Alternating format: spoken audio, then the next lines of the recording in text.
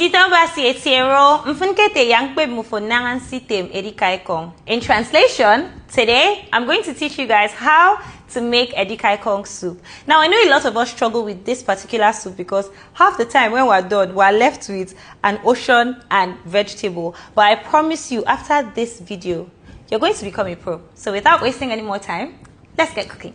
First thing we're going to be doing is cooking the meat, and this is one of the most important steps. So the protein of choice for today is goat meat. Don't come for me. You and I know, we can both agree that goat meat is very, very flavorful, and it is perfect for making your soups. By the way, this is male goat. You can cut your goat meat into any size that works for you.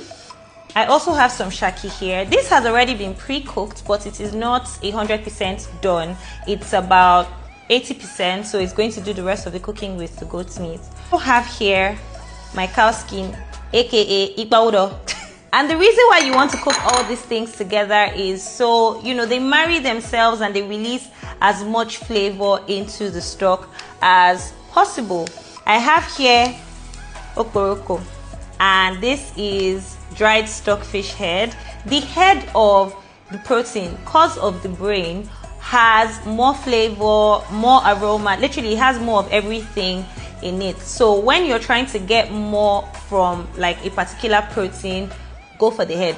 Okay, it's like the head of the goat's meat smells much stronger than the rest of the body. So same thing applies with the fish. In case you were wondering, why is it that they always use the head to cook? It's cheaper and it's packed with a lot more of the flavor. It's already been washed, by the way.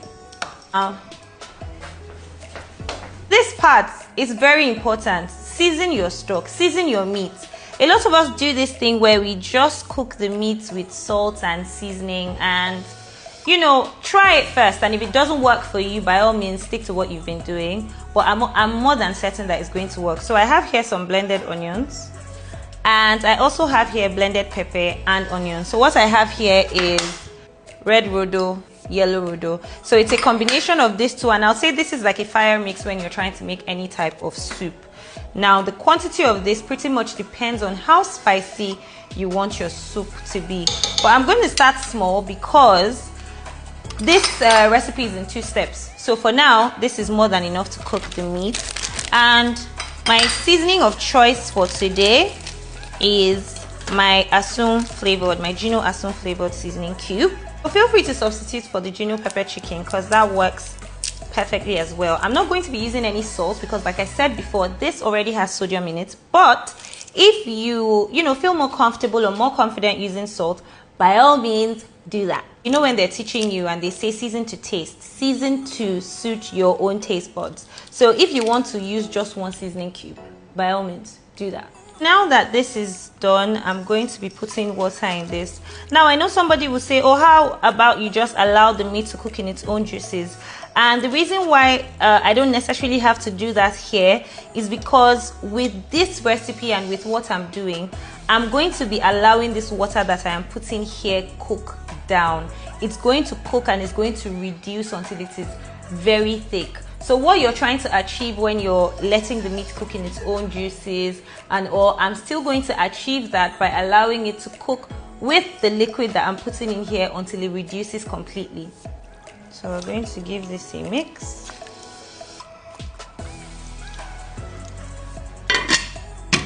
So in another 25 minutes, I expect that my goat's meat should be ready and it should have cooked down. So while this is cooking, we are going to prep the vegetable that we are using for this Edika Ikong soup. For Edika Ikong, you need 2 major vegetables, and the first one is your water leaf, which is also known in my tribe as momongiko, and this is what it looks like. So I decided to show you guys this in its raw state so I can also show you how to cut it and the size of water leaf you're expected to cut when you're making Edika Ikong soup. And for those of us that are abroad in the diaspora, you're probably wondering what is a good substitute for Momo Ikong, aka water leaf. You can also use spinach. So if you are over there, you can use spinach as a good substitute for this. Now, the second leaf we're going to be using is our ugu leaf, also known as pumpkin leaf. It's a ugu leaf. So, what is ugu leaf? Let me ask my mother. Babe, yang bobe can me. It is known as Ikong. So that is what we have here, and this is what the ugu leaf looks like.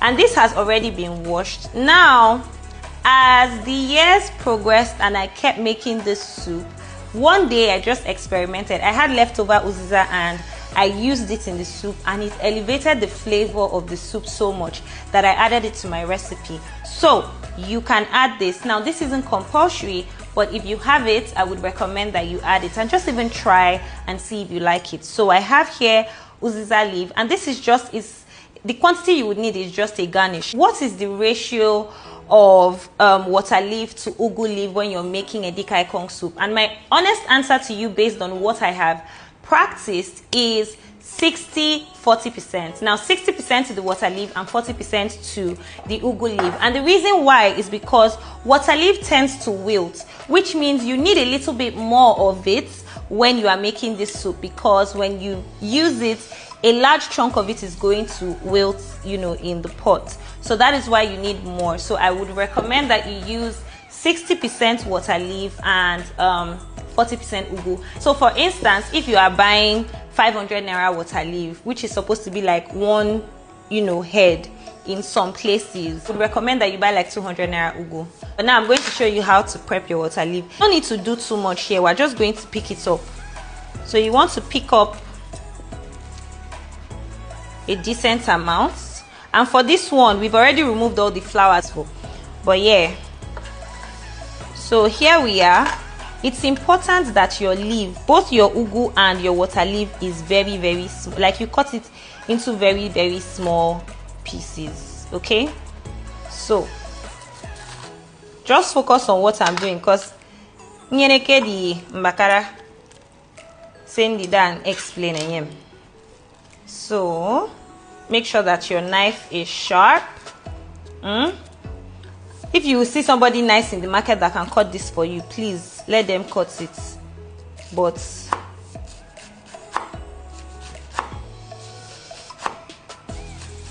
I make a nanga soup. Nam sure ke mama ikong fo ane ke soup.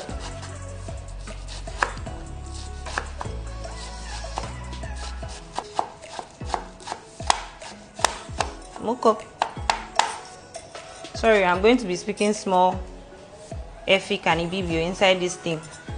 I'm in mix Efik Ibibio me. You're still going to run your knife through it, okay? So that you can get the perfect consistency.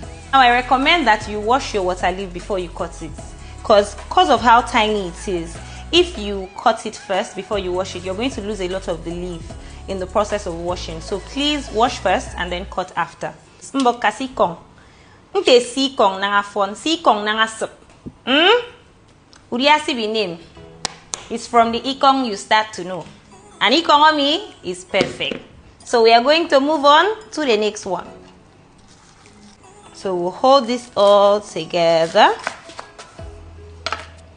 Beremi.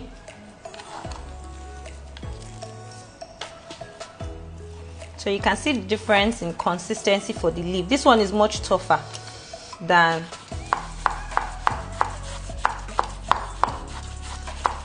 Mama Yefa, no.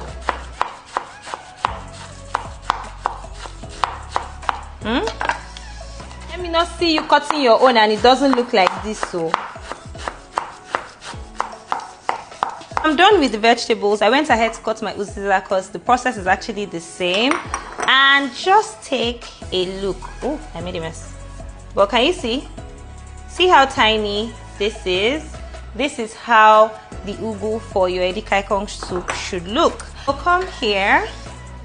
My meat is cooked. The one more. I want you to pay attention to the consistency of this stock. It's very thick. Now, if you were making this as a one-pot dish, you would pretty much continue from here. I was boiling some snails here as well because I'm going to be using snails for this, and I didn't want to cook the snails with the meat. Now in this pot I'm going to start with my palm oil. My tribe, we call this Adan. Atadan. Now we're not trying to fry anything here. Now we're going to proceed. Remember, I put my pepper in 2 stages, so this is the other half of it. Personal preference. If you want it spicy, you use more. If you don't want it spicy, you use less. We're going to now proceed to put our cooked meat into the pot. Stir.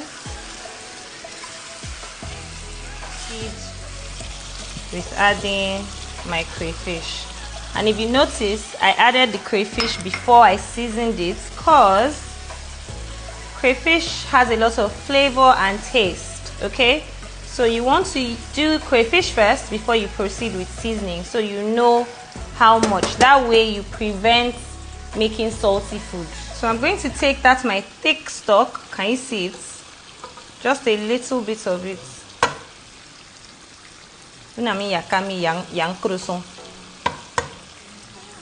So you can see what we are now putting here is not water, it's not watery.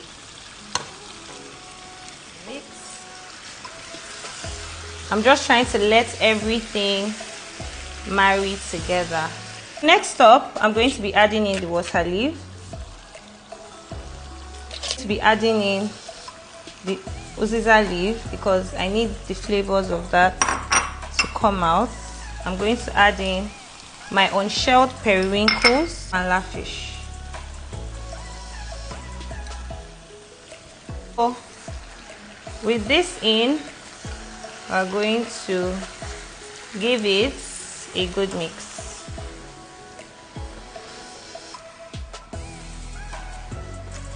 My oil, add the rest of my crayfish, 1 Gino Asun seasoning cube. Cover the pot and you're just going to patiently allow this water leaf to cook. Count number 1 to 70 and open the pot. You don't need to leave it here for 5 minutes or 10 minutes or 15 minutes so that it is green and it is fresh. Okay? I'll be right back. Okay, so what has happened to our water leaf? The water from it has been nicely released into the soup.